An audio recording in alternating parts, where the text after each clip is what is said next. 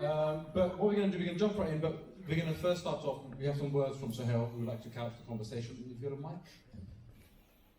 Thanks so much.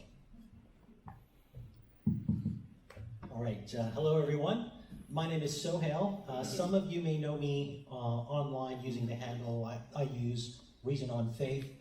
And on this topic, we could go on for hours, I'm sure. I'm going to give you a short personal story just to open things up.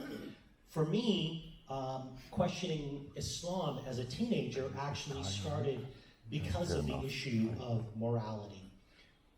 These days, especially with communication on the internet, you'll have people cite different reasons why they've questioned religion, why they've left Islam. Specifically, a lot of people you talk to will cite things like incongruency with science and how the scientific miracle claims have been debunked. Others will talk about things like in Surah Kaf, chapter 18 of the Quran, the Dukharnain character seems to fit with Alexander the Great, which leads to all kinds of problems inside the text. But for me, questioning as a teenager in the 90s, I didn't have access to all of that. And for a couple of years, I was very much into Islam. As an apologist, you get fed this sort of rosy picture. You're a teenager, you're an idealist, somebody gives you some structure, and you're very much in tune with it. And I thought, I want to be the best apologist I can be. And so I decided I'm going to start looking at the things that Islam was criticized for the most. And I knew the issue of women and equality was just a hot spot. And so I thought, I'm going to approach looking at Islam with an objective lens, as objective as I could be.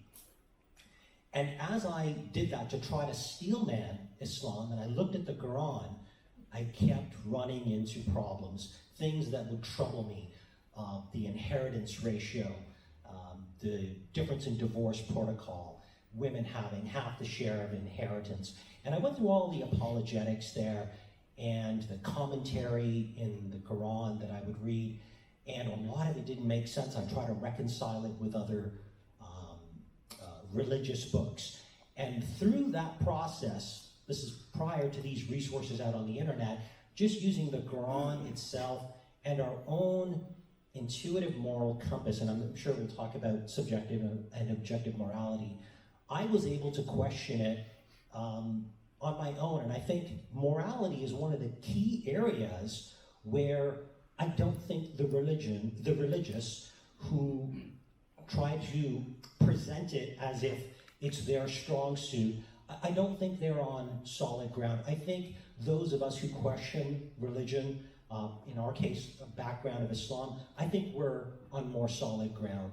And back in the 90s, I myself put together a book of these questions, and I never published it because my mosque community was adamant that only they would get the book and answer my questions.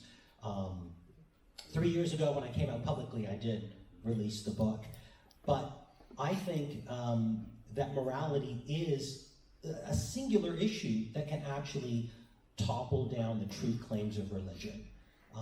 And I'm really looking forward to the discussion today. Absolutely. I think just following on from that, that's one of the first things I think a lot of people who leave religion is like, okay, fine, I've left religion, Islam is not the right religion, or Christianity maybe. It's very easy to sort of say, fine, slavery is bad, or hitting women is bad, but now what? What happens next? How do I find out what is true? Is there objective morality? Is there subjective? And that opens up a whole range of new questions, which sometimes is not easy to handle. So I would like to start the conversation from a quote from Professor Keith Ward from University of Oxford, saying, "Atheists do not have the resources to know what is moral." Meaning, who do you go to? Where do you go? How do you start? So who would like to take on that first? No surprises there. It's very rich coming from religious people because nothing fucks up morality better than religion.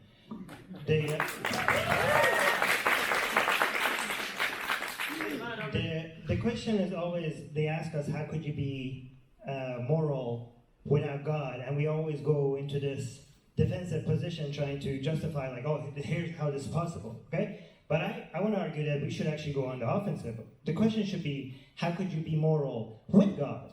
Because it's the same people that argue their morality comes from either taking commands from God or doing what is good for the sake of the reward.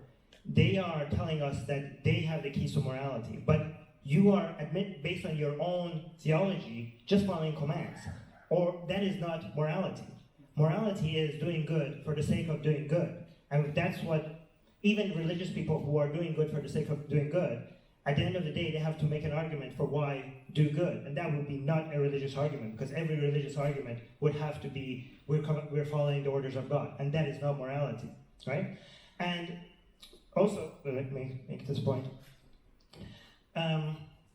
The religions have a record of really horrible conclusions. If you think about all the moral standards that philosophers have been discussing, whether it's deontology or virtue ethics or utilitarianism, every single one of them have had better results than what the divine command theory comes up with.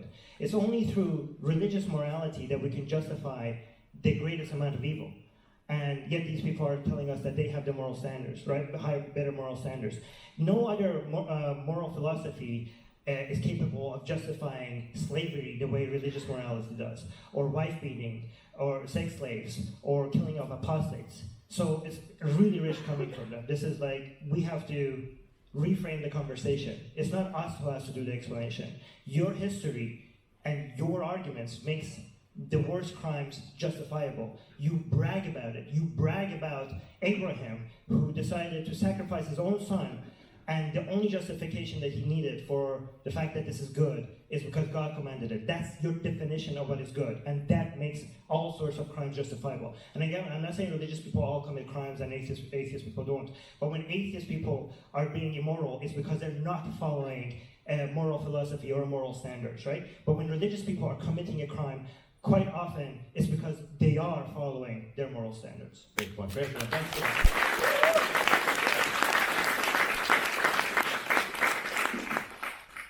A quote from a German philosopher, Immanuel Kant. They are told these dogmas is their begin, their moral. The end of dogmas is the beginning of morality. This sums up about this topic that we are discussing today. Religious morality, this phrase is an oxymoron for me. This is debatable that what is morality, but saying that religious morality is something, I think it's beyond comprehension. That how can you justify slavery, how that was sanctioned by the religious morality? How can you justify religious misogyny? How can you justify religious homophobia? How can you justify that people can be thrown off the roof only because they choose to think differently, they choose to be differently, they choose different lives? I mean, how can you justify that in the name of morality? But yes, we cannot deny this fact that religion does use morality to justify unjustifiable. We see that we have a history of religion and morality deep-rooted in the process of human evolution, but they are like, morality is used to justify unjustifiable, but it has never been the basic tenet of religion or those people who would like to impose their religious values on the wider society.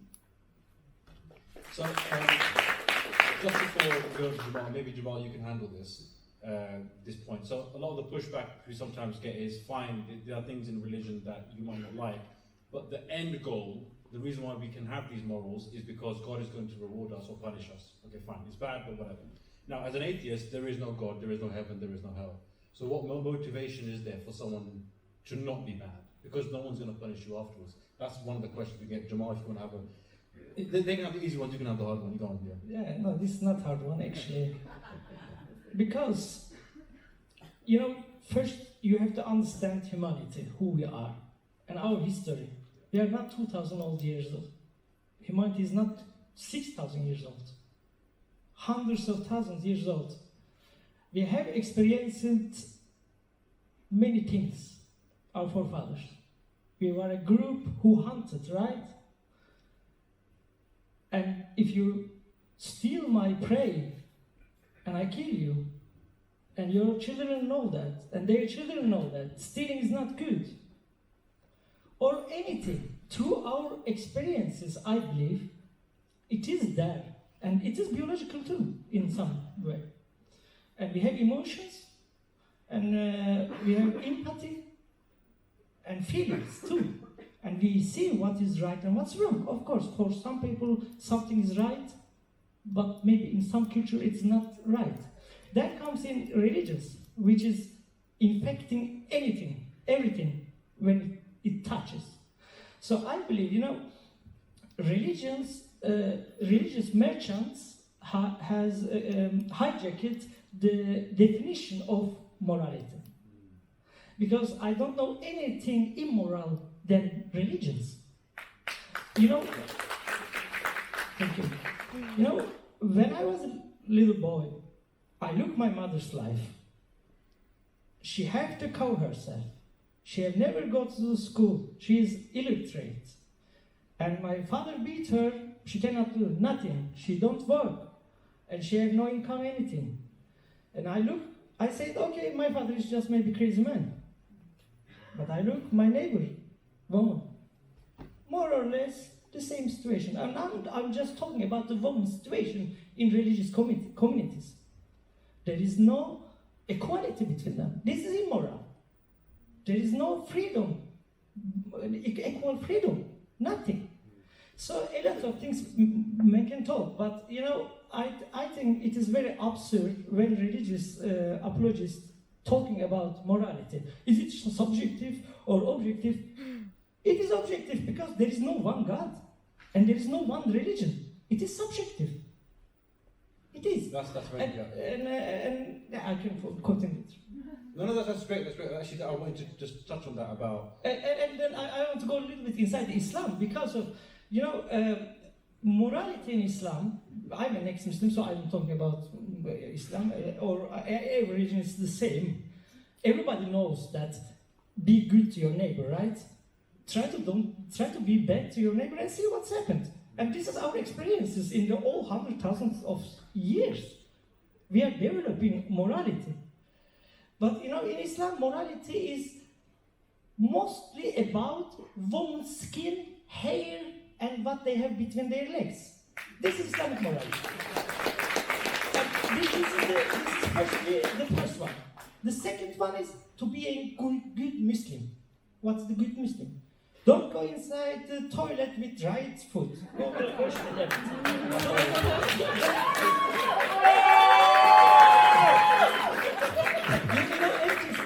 Everyone today, when you go to the toilet, make sure you go with your right foot.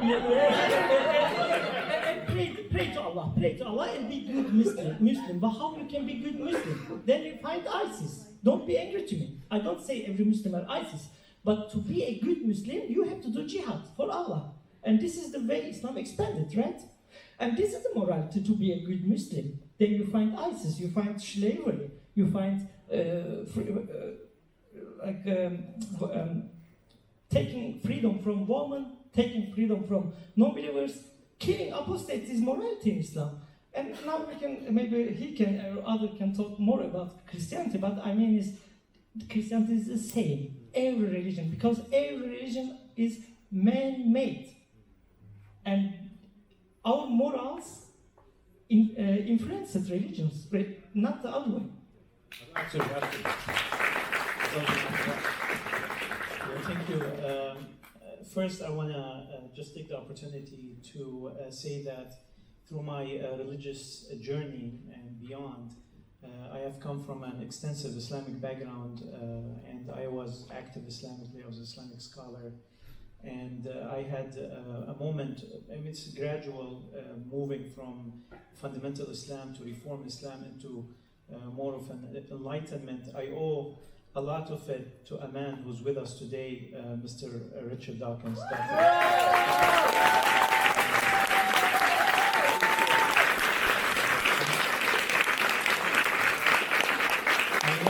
I know that this feeling is shared by millions of people around the world. I'm not sure if I'm going to ever have an opportunity again to have a podium with the presence of the professor, so I wanted to say that. I want to tackle this from a little bit different angle.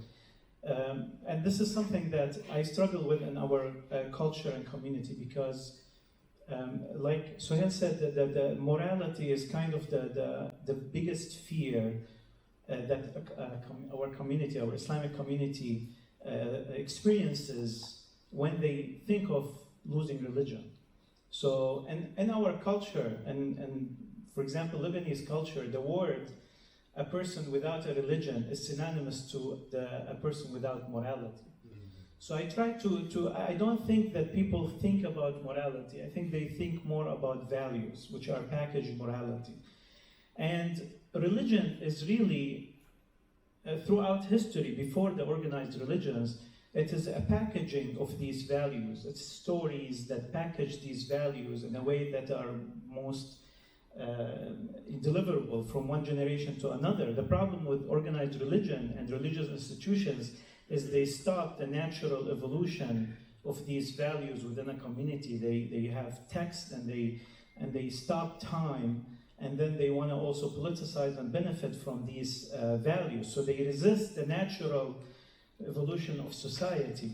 But these values have not come from the sky. A lot of these values are basically packaging of different circumstances, socio-political circumstances, geographical circumstances for humanity. So I try, when I'm talking to my family, for example, and they talk about certain values that they perceive as Islamic values, tell them these are not Islamic values, these are cultural values. Like generosity. In anthropology, tell you Bedouins are generous because one of their sources of information are guests passing through. So, and medicine, and so for them, that was a way of survival. So, and Islam just packaged this. The Arabs did not find a problem. Islam itself evolved from Mecca to Medina. It's very strange that some Muslims resist change today. Quran totally changed from Mecca to Medina, and now after 1400 years, you cannot change a word. But even in Medina, like Arabs that resisted Islam earlier, they took it later, okay, this is a good ideology for expanding and for conquest, and they adopted it, and they never had an issue with Islam. Islam basically did whatever they wanted it to do. It is when religious institutions, they wanted to stop time and use this set of values, make them religious, make them holy, make them divine, and control society with them. That's when we need to clash with it, and we need to normalize clash. So we established Muslimish, as you know, in 2012, to reclaim Islam. That, you know what, we're not leaving Islam for you. We are also Muslims, and we just realize some of the cultural values that we have inherited, and we reject everything that doesn't make sense, that contradicts science, etc. Reclaiming Islam from within, and reclaiming these values as cultural values, and make them go through the process. Now you asked the question, how do we know our values today? I think that's what humanity has done, has packaged values in the Universal Declaration of Human Rights, and we keep improving these constitutions, amendments, we keep improving them and pushing them forward, and that's very important to have such documents that we keep improving, and it's a work in progress. We have to confess it's always work in progress. Absolutely. I think just before I pass on to you, I think one of the key points you mentioned was that the religions or the movements, they froze time and said, okay, now we're done. Whereas in any venture in humanity, there's always evolution, always progress, always changing, always drinking. But I know Armin wants to. No, yeah, I want to agree and disagree with you, because that's what religion does. Like, morality is not one thing. Morality is constantly redefining itself, and people are coming up with different theories for what should be moral and what shouldn't be. And that's religious people think that's a bug, but that's a feature because we're constantly improving it. And religion gets in the way in that improvement. And religion, at one moment in history, our civilization takes a snapshot and we're like, oh, this is divine. You don't need to go any farther past this. Like, we are constantly improving it, and they're trying to make it sticky. The moral system, they're trying to make it sticky and stay back there. But so I agree with you with that. But the disagreement part is that to move past that, we want to leave Islam and Muslim and everything related to that past us. We want to move. We don't want to say like, oh, we're reclaiming Islam. No, thank you. We don't want anything to do with Islam, because when you use Islam, you're giving a certain values package, as I say, some authority or some legitimacy that it doesn't deserve. But also to demonstrate how right you are about how backwards this is. Like, your question was, where does morality come from? So morality, the desire for it it has a different source from what eventually what conclusions we come up with. Like, we have a natural desire to be nice to each other, to be kind to each other, to cooperate with each other, and we got these intrinsically from nature. But nature is flawed. Like, our instincts doesn't get these calculations that properly because it wasn't meant for the civilized world. So we took that and we constantly are improving our conclusions on what standards to use to benefit the highest numbers of people. So the secular world is constantly improving this. But the religious world, just to give you an example, like it fucks us up. Because, just to give you an example, like, intrinsically, you look at a baby, what do humans feel and think when they look at a baby? They're like, oh my god, so cute, we need to protect it. It can't defend itself, it seems like. We have this intrinsic feeling, and we want to protect them from harm. So intrinsically, it might not be perfect, but we at least have those desires. Where do we get our morality from? Partly, we're born with it, and then we improve it. What religion does, it looks at baby, and like, we should cut its genitals. So, and this is like, in comparison, and these are the same people that tell us, like, where do you get your morality from? Like, well, we don't look at babies, I want to cut its genitals. So, where do you get your Thank you very much.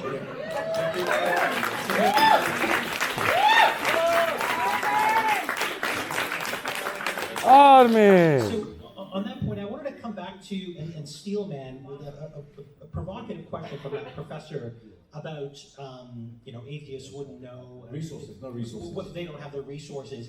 And I think this is a bit of a game of optics. So religions have, as Wassam was mentioning, they've got nicely packaged up lists and scriptures, and I think that creates the illusion that it's better because it's codified. Whereas with modern societies and free thinkers who are leaving these things behind, we don't point to a single book. We might look at the UN Declaration of Human Rights, we might look at charters and different organizations, but because we haven't codified it, I think it's a bit of a game of optics, and it's misleading. Because we don't have a singular book, we don't all gather around and point to that book. And so I think the premise of that question from that professor is flawed, because he's expecting that we have some singular source. And instead, as some of my co-panelists have mentioned, we've evolved. There's a lot of social contract we've learned over hundreds of thousands of years. And if morality, and we haven't really defined terms, but the way the religious tend to want to define it as divine command theory, what God says. And in doing so, we can lump in a whole bunch of things that have nothing to do with human well-being as morality. But instead, if we're clear that morality is rooted in human well-being, then we have access to that information. And just because we haven't codified it neatly the way religious scriptures have, doesn't mean that we don't have a way to access some of this wisdom. Yeah, and just on that point, before I pass on to you, when they say resources, I would say, like, this is I find it one of their flaws. Like, oh, we have the Quran, Bible. I'm like, so you've got one book, we have like millions. We have science, we have economics, we have history, we've got if you want to hamstring yourself and say, are we going to get my information for the next, or for eternity from one book, and I'm saying, well, I'll have all the others. I'll go with all the others. So actually, we have more resources to do with access. So I'll pass it to Khadija, then I'll come to you. my esteemed panelists just mentioned reclaiming Islam. Are we really talking about reclaiming Islam? I mean, ISIS claimed to reclaim Islam, and then Taliban are reclaiming Islam, and Deobandis and other sects of Islam, they are reclaiming Islam in Pakistan, India, Bangladesh, and we see a wave of extremism. We see a wave of intolerance that is just spreading and going on and on and on, killing every person, every voice that dares to oppose them, that dares to say that, no, I don't agree with you.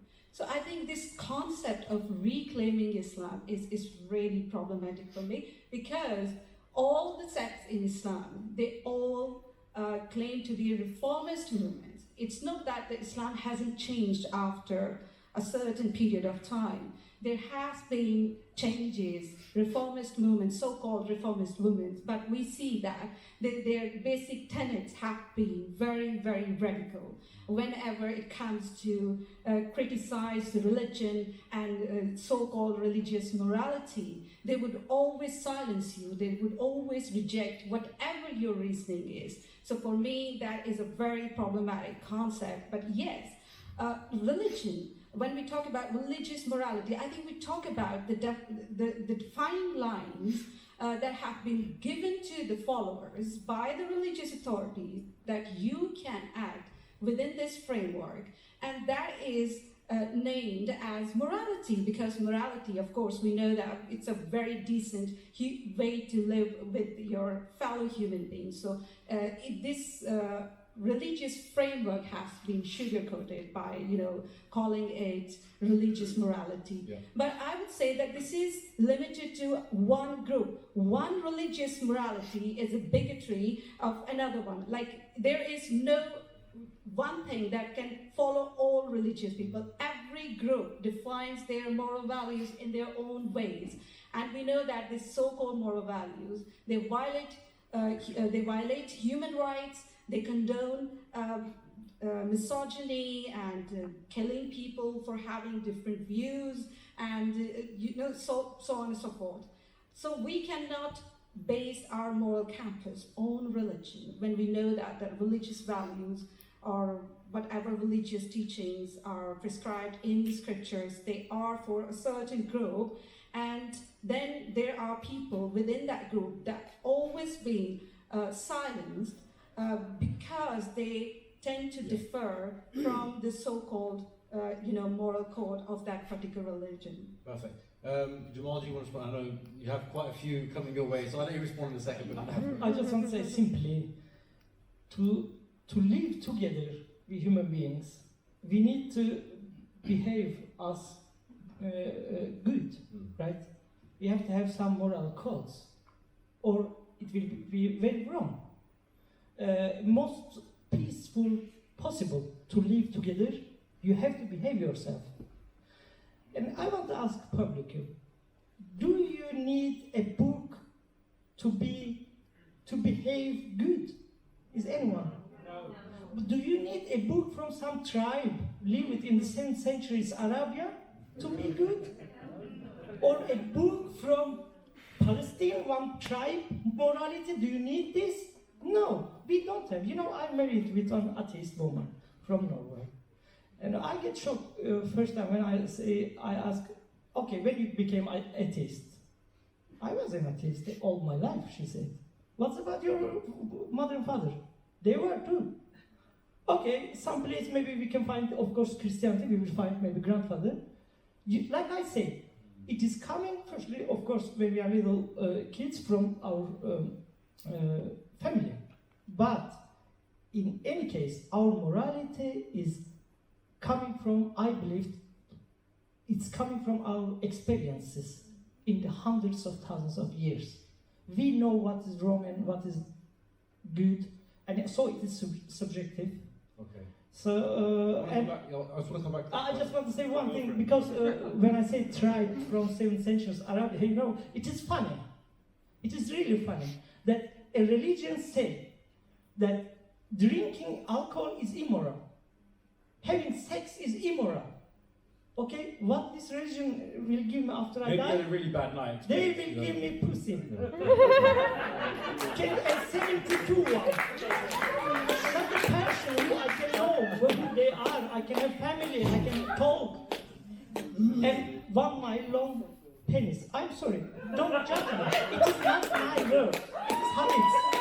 And it is morality of Islam. And they stand up in the speaker corners in UK, United Kingdom, and talk about objective morality, subjective morality. Is there any, like, Islam is without God, no cannot do, blah blah. Well, there's a lot of So it is really absurd. I think we have to wake up. Yeah. That's it. Thank you, absolutely. Wissam, we've had some comments about questioning the idea of reclaiming Islam. Would you like to respond? Yeah, I actually just want to clarify that what I mean by reclaiming is the same thing that Ali Rizvi means in his book, The Atheist Muslim, which means that I don't know, because it might differ from one culture to another, but from my experience within the Arab Muslim culture, the Arab culture perceives a lot of its values as coming from Islam, and it's really not. Islam has come from many of the Arab values, and so there's some additions along the way. So it's important for because Islam, one of the first things that Islam did is it has undermined everything that was before it.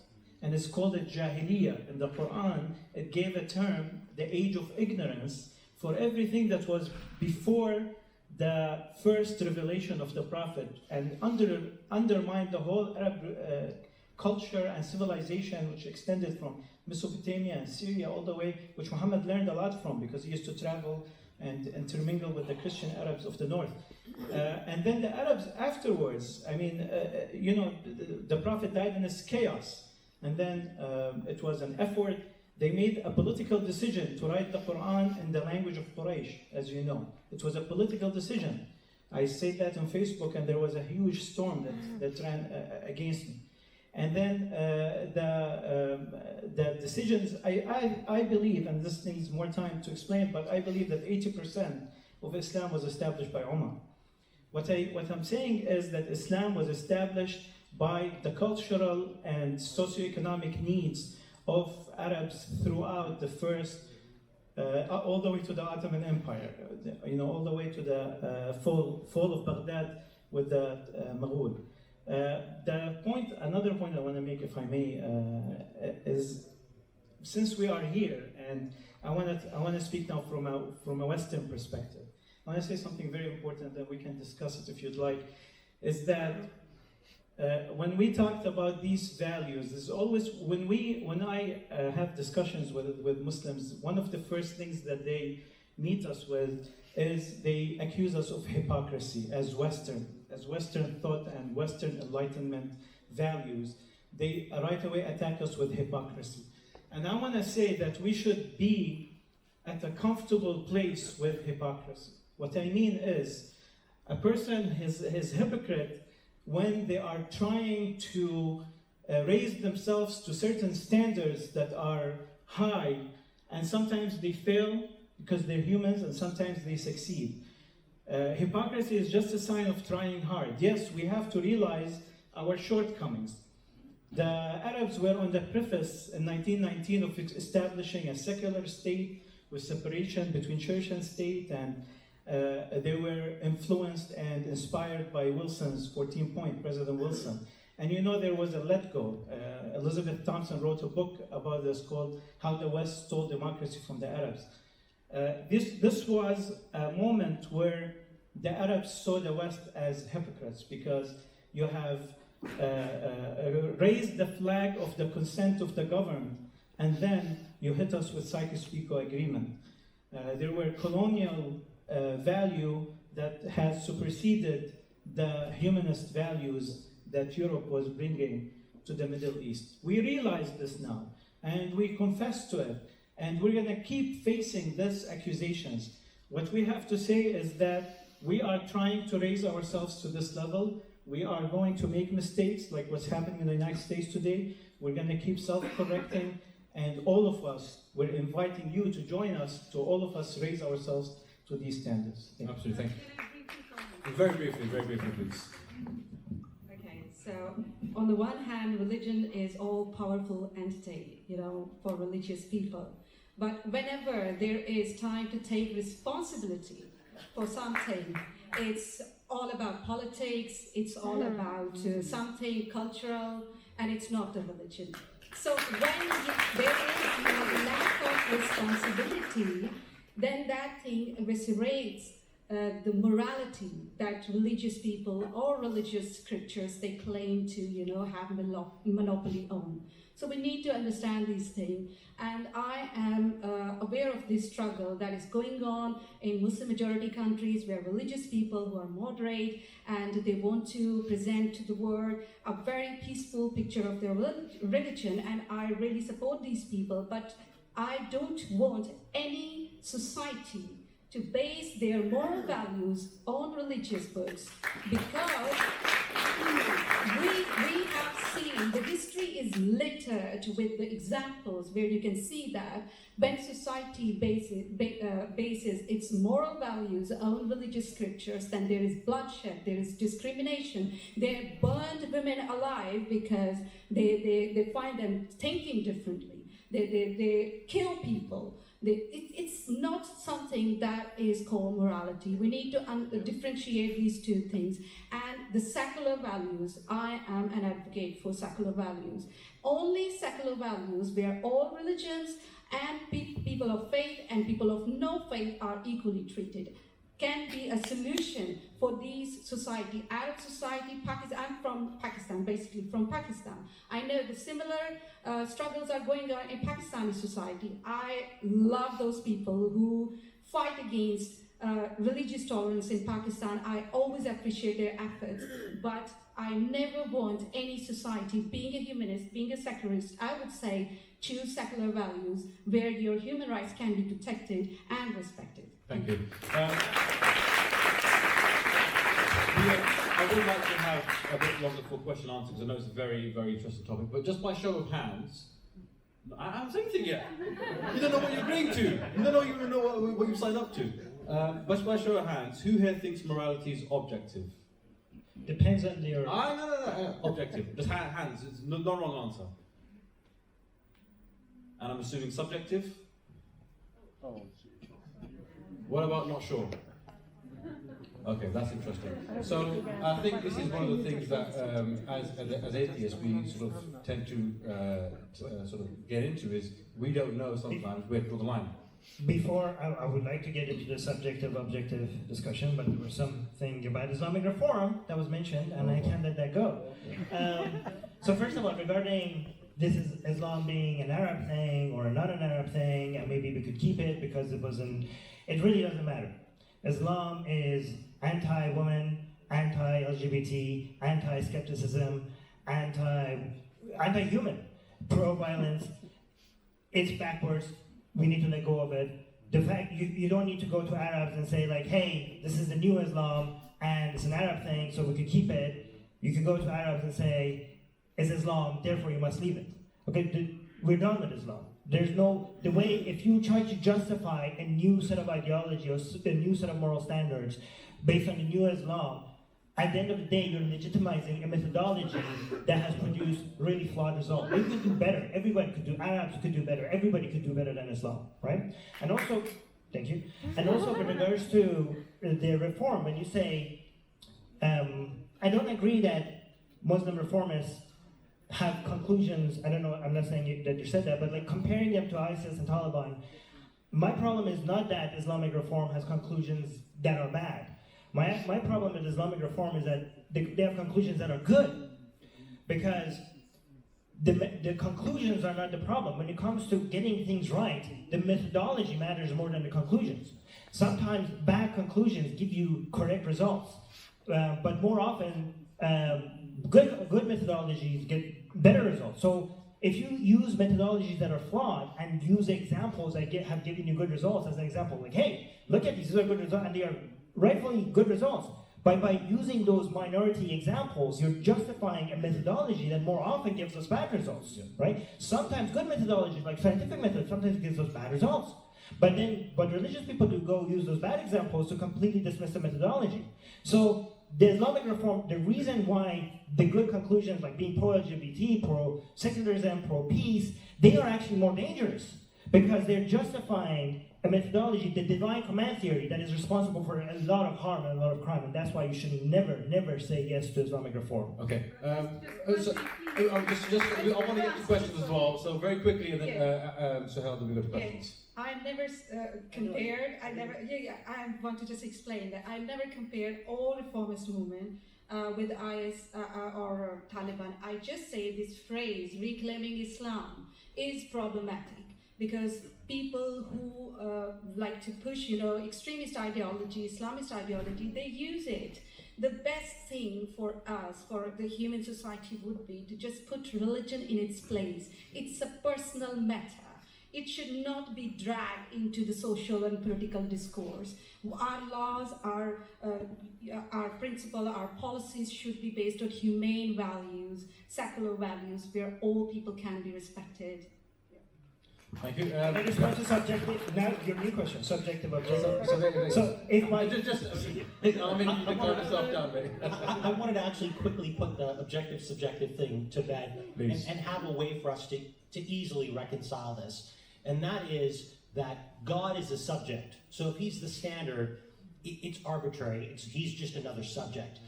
When we look at morality, if we say that the decision to value human well-being is our goal, that may be a subjective decision that we make. But having made that as a foundation, having agreed on human well-being as our subjective goal, now we can, just like in the rules of a game like chess, we can look at objectively moves that increase or decrease well-being. So in that way, morality is very much objective, and you don't need a God to achieve objective morality. We just subjectively agree on the foundation of human well-being. I think that's very well said. I want to give some more time to the audience for questions. So if we can have a mic given to, please. Thank you very much. And that was not very moral. We just tried.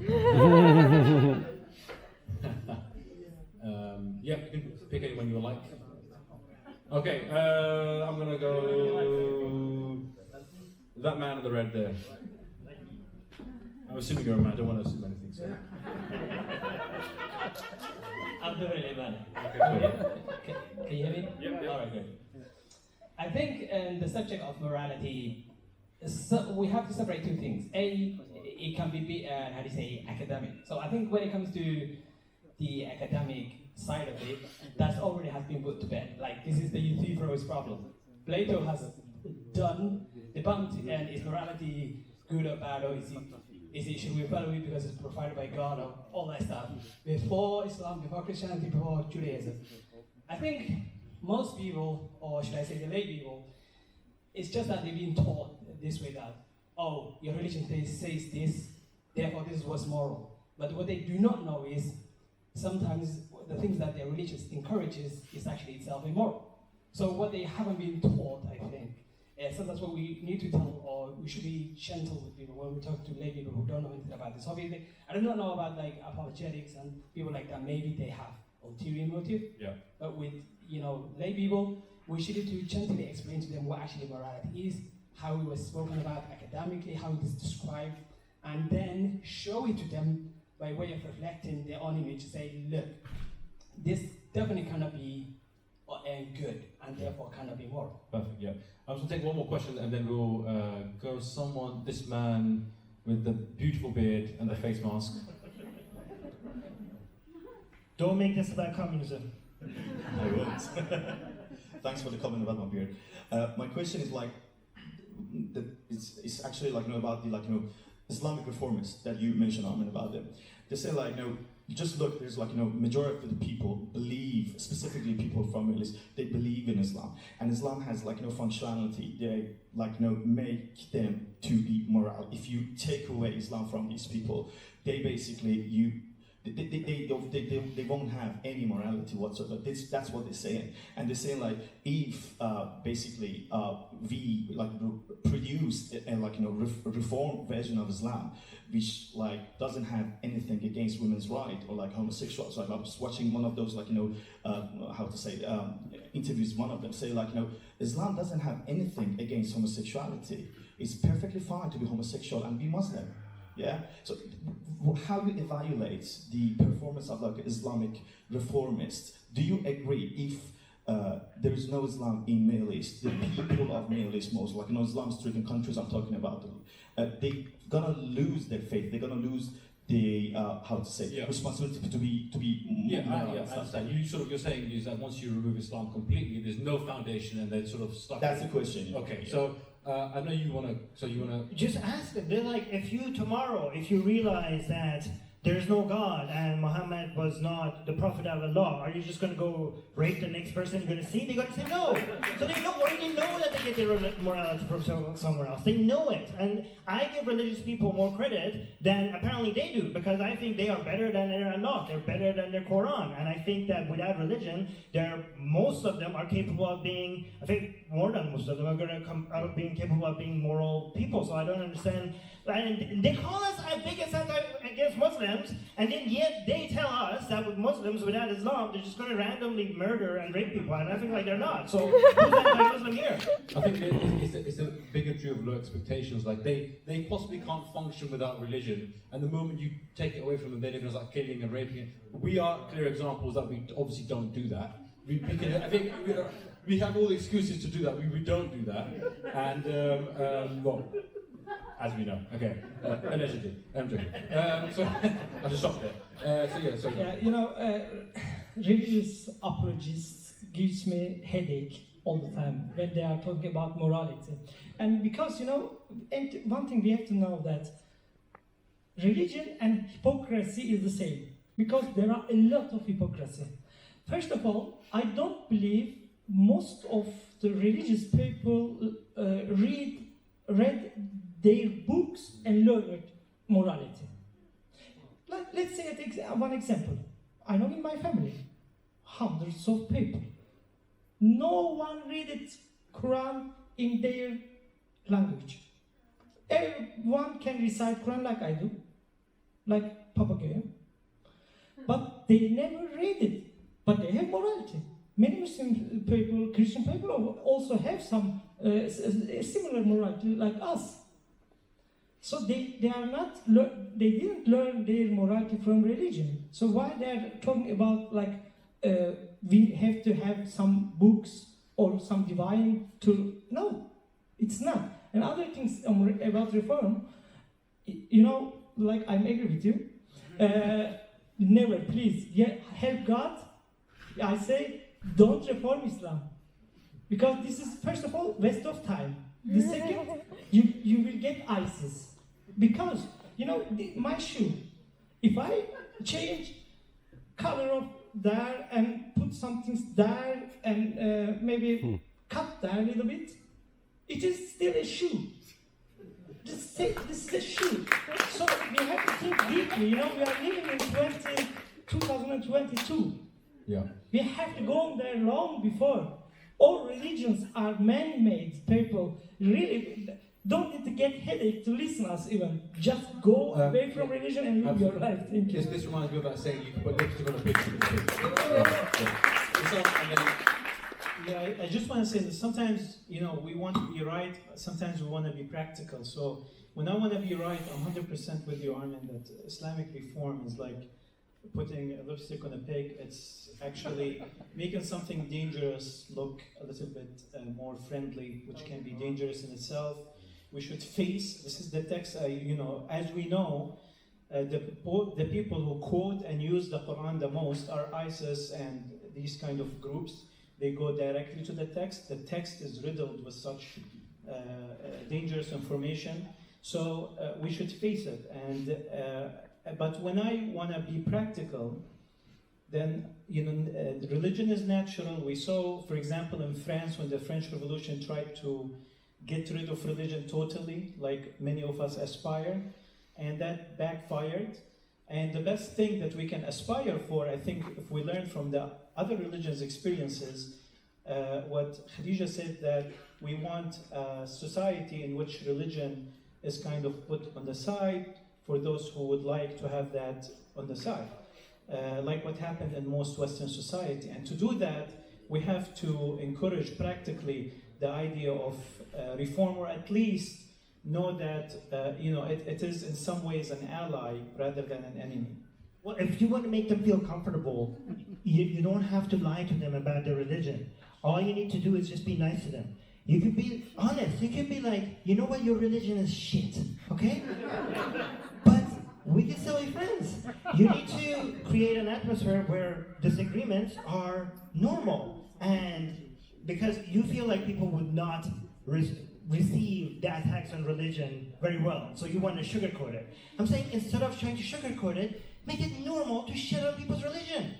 for it to become normal, for it to become part of society, and it's expected. And if you make that normal, people don't feel personally attacked when you attack their religion. That's what you have to know. Okay. You know, I just... We have to I appreciate this is a very, very deep topic, and maybe we can have this outside, but I want to get some more questions. We have a lady there with the glasses. We have her first, very a lady behind, and then this gentleman over here. Hi, I have a question. There are some people who have a Muslim background, and they are against misogyny and homophobia and against the death penalty for apostasy. And my question is, some people need religion because they can accept the idea that there won't be a life after death. And some people of you are against reforms within Islam. So what is the solution for this kind of people? Because I know many people of them, and they are supporting me, for example. I know. And yeah. Can I respond, please? Yes, but I think the reform one, you kind of... It's a very good question. Sure. And I know, my family are very good people too.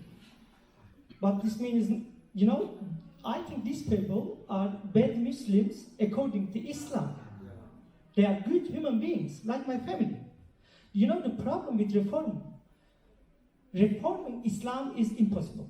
Or you get to ISIS.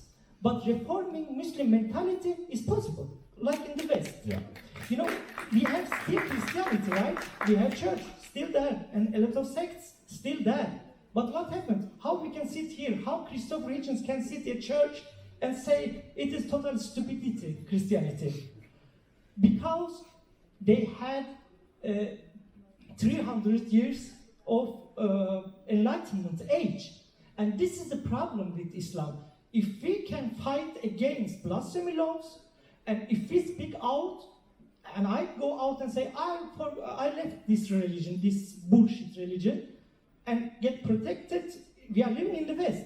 I understand if we live in Iran or some Muslim country in Turkey and talk about reform Islam, I understand them, because there is security reasons.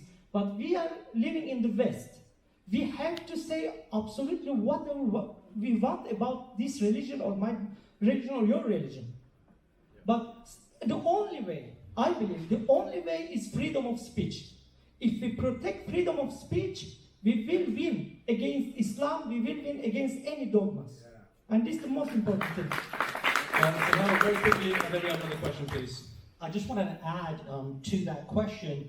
I think this is a problem for those people who grew up with religion and then still need it for comfort. I think if we do a good job of combating and refuting the truth claims of religions like Islam, then in the next generation, it's not really a problem.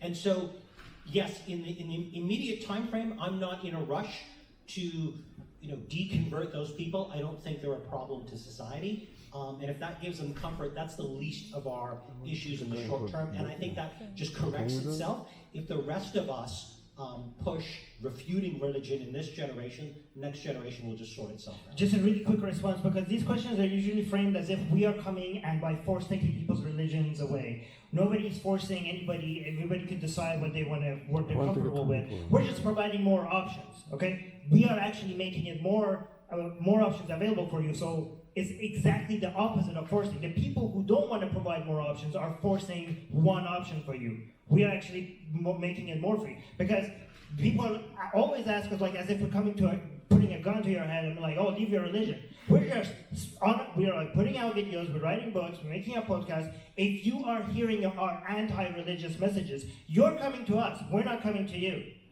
So it's your choice. Okay, thank you. Next question, please.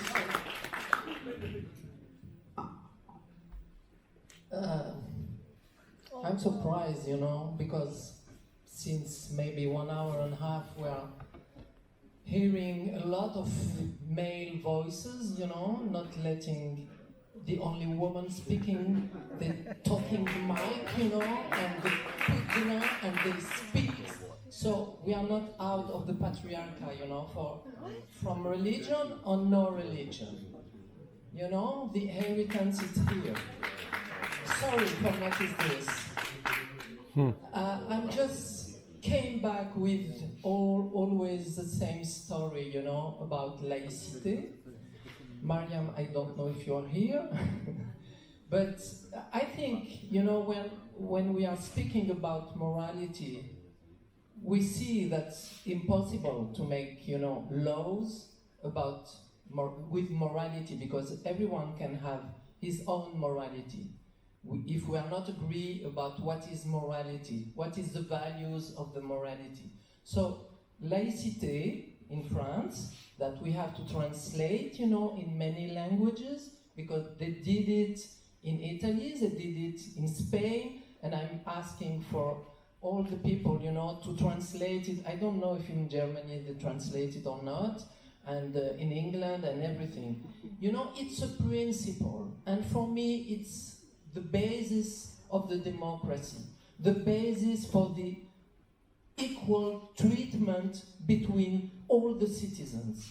It's to separate the religion and the state, and really the real application of that. The religion, or believing in any god, because there is religion and there is also people who have the only believing in God, It's a private question. You don't have to oblige all the society to apply some, principle that we are not agree about, but civil state, with principle of laicity, it's the only solution. So please translate this term of laicity. This is not secularism, it's a principle to have democracy in a country. Okay, just before we take on this question, I think the accusation of patriarchy is very unfair. We're all friends here. We give everyone a free chance. And then when someone else, female, I would like to answer. I will let you answer. Yes. First of all, I appreciate your concern, but being born and raised in a religiously conservative household, it was never easy for me to make my voice heard. I'm here on this stage. I have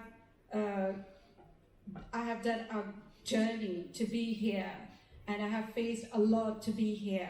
But trust me, all my esteemed panelists, they are very much like me, and I'm like them. Whenever discussion is happening, it's a very friendly manner. I'm very honored to be a part of this panel. Thank you so much. Thank you. And but having said so, I'm going to cut you right there.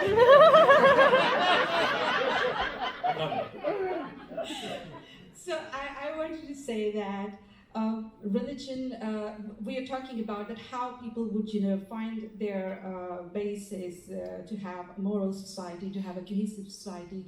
So look at China. China, for 2 millennia, based their moral values, their laws, and their principles on Confucianism, which is not a religious doctrine. So it's not that morality cannot exist outside the religion, but in my view, it does exist outside the religious framework. It cannot exist within this framework, but you can have religious values. You want to call it morality, it's up to you. But morality, I think, comes when we realize that human decency needs more than what somebody sitting in the sky is telling you. And I would like to add Christopher Hitchens' quote.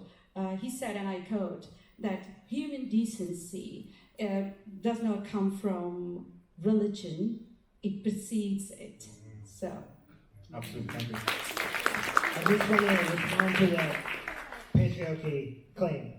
A man is speaking about patriarchy. I want to challenge you on something with the more. It's not what I said. I'm sorry. It's not what I said. I said there is a speaker, he can give you the mic, not taking the mic from the other. It's not a problem. I haven't even said anything, and how do you know what I'm saying? It's what you did. All of you. Sorry. It's okay. It's not going to be. It's not about I think, I'm just going to make one claim, okay? I think I think patriarchy is has become, for some feminists, not all, to the concept of God. Because everything that cannot be explained, every problem, every ill, instead of having a nuanced discussion about what's causing it, you're blaming it on the patriarchy. Okay? This is a disservice to feminism, okay? This is the patriarchy of the gaps. Usually, what harms society is more complicated than you just patriarchy. Okay, thank you. I think we've gone over that now. It's fine. I think we've gone over that very. So this gentleman, unfortunately, Thank you. Apologize for your penis. please recognize your privilege before you speak. Finally, very Sorry, I'm a man. Well, thanks very much for doing it today. Okay. Constantly making fun of an important point that was made. We might not agree, but I think this constant poking fun and mocking is out of order, particularly because Nadia and Hani is one of our most esteemed atheists. So please, let's try to keep the conversation. There's nothing against Nadia. But so can I just go back to answer her comment about laicity? It's very important. Yeah. What she said. Please, I've got important questions. Yes. Yeah, he's been waiting for a while. Patriarchy. Yeah. Feminism has many positions, and feminism has also tried to look at the intersection of patriarchy with racism, with austerity, with neoliberalism, conservatism, and looked at socialism. Feminism is much more complicated. Women don't just talk about patriarchy. Exactly why I said not most, not all. That was exactly the line I used. Armin, I think we've gone over this. And I recognize the point. But could we have the question here, this man person?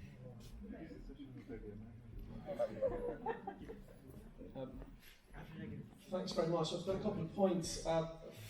First, thanks very much for the objective. You raised a point about the objective morality. I think it's a very good example, especially that chess example that Sam Harris raises as well. My personal opinion, I don't think we can win an argument against a theist if you actually go and defend the subjective moral system. That's my experience. You know that I've done many debates. But 2 points. First of all, there are Christian philosophers, I can name Charles Taylor, McIntyre, William Alston, the list goes on, that they defend a moral system which is not based on God. I'm an atheist, I'm a sort of like a hard atheist actually, but and I defend an objective moral system which is not based on God. But there are really serious moral philosophers, Christian philosophers, for example, McIntyre defends of this virtue-based theory, which is not based on God, and it's actually defensible, and it's not immoral. Because Armin, probably we have disagreement there, that he says religion is immoral by definition. So basically we claim that anyone who's religious is automatically immoral. However, Can we get the question first? Yes, that's the first one. And the second one is, do you think that we have this sort of, how can I say it, this duty as an atheist towards the atheist community to be as moral as possible and have a rigid moral system? Because we present the example, and we've had this discussion before, that if I defend the moral system and I don't obey by its rules, then I'm actually making a really bad image of the atheist secular community in front of the theists. Thank you. What was that just to me? Should I? Yeah, but I'll take one more question before we open up. Trying to think. Yes, sir.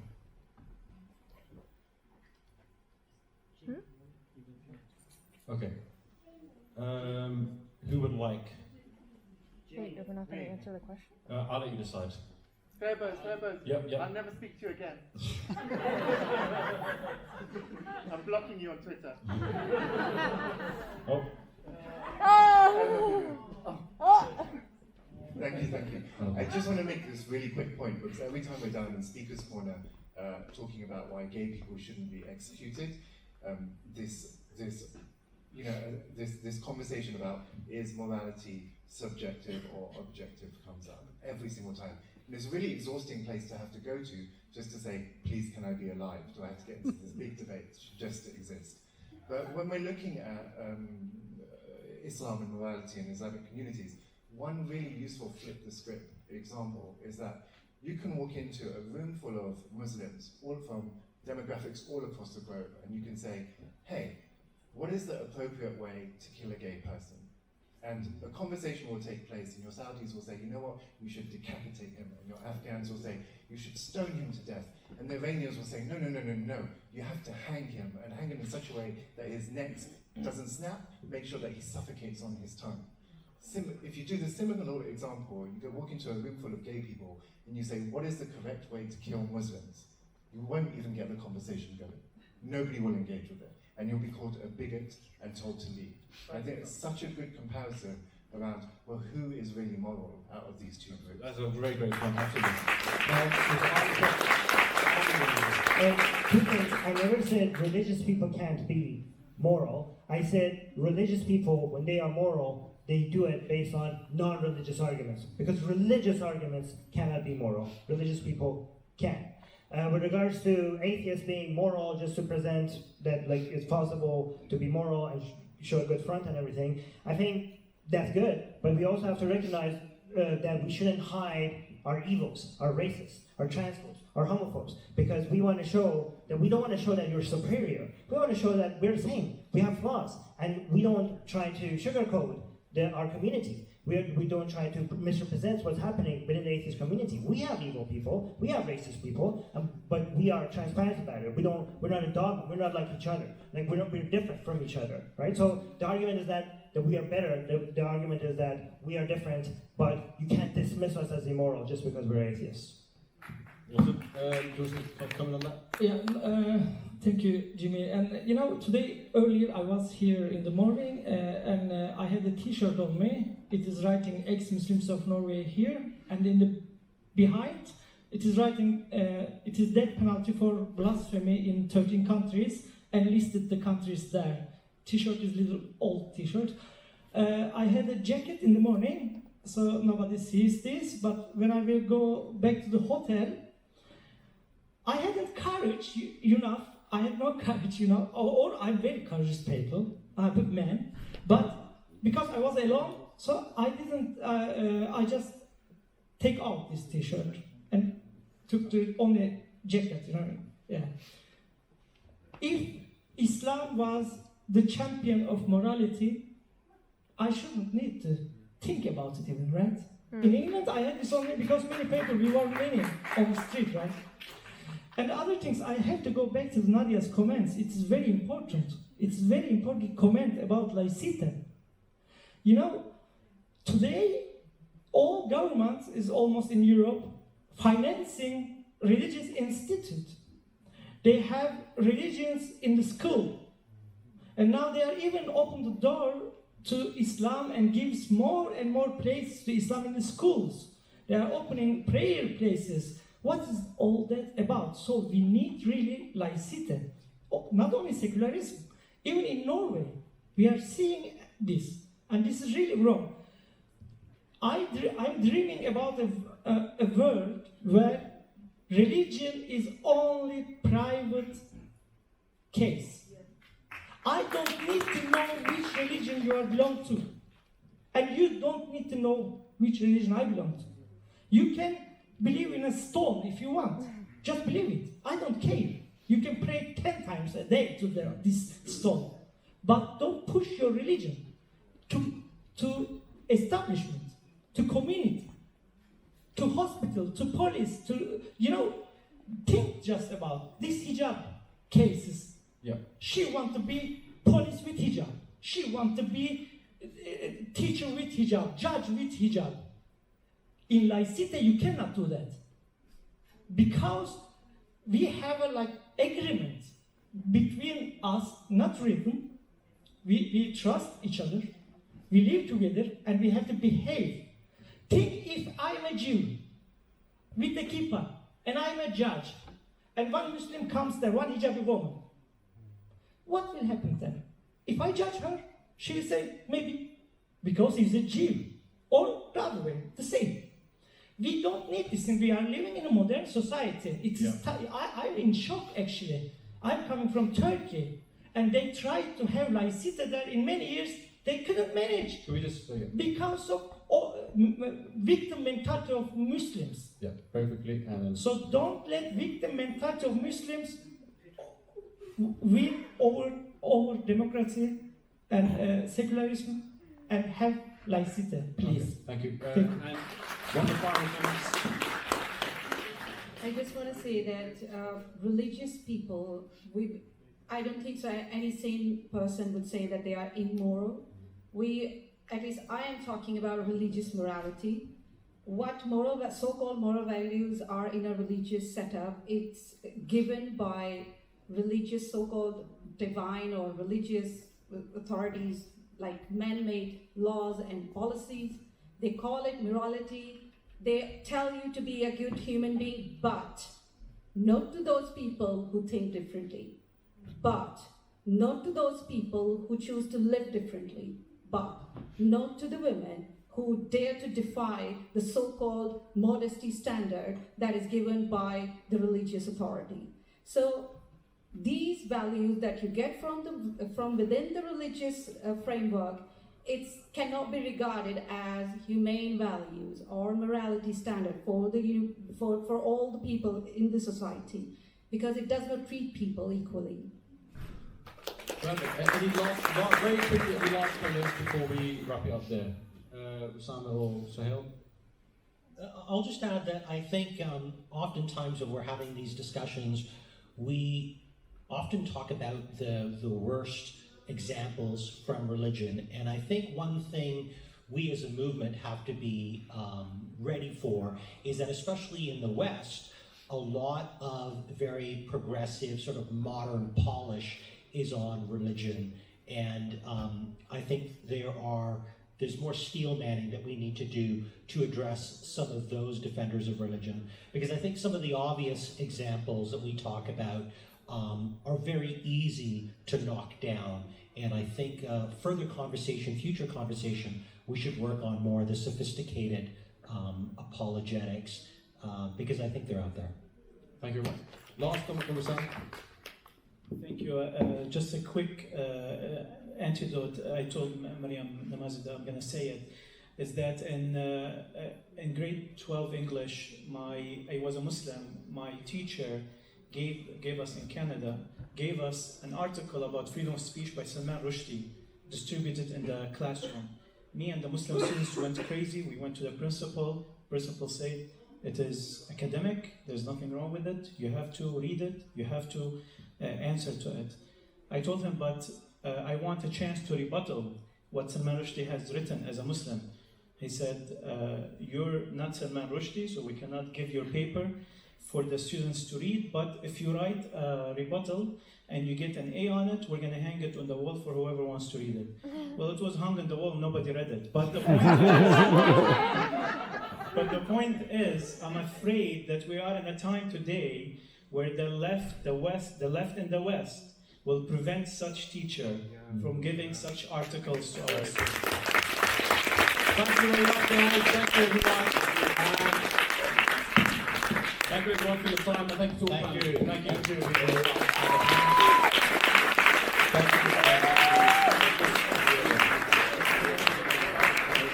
Could you help remove the extra chairs, please, Ryan? I need to invite Maryam Namazi onto the stage.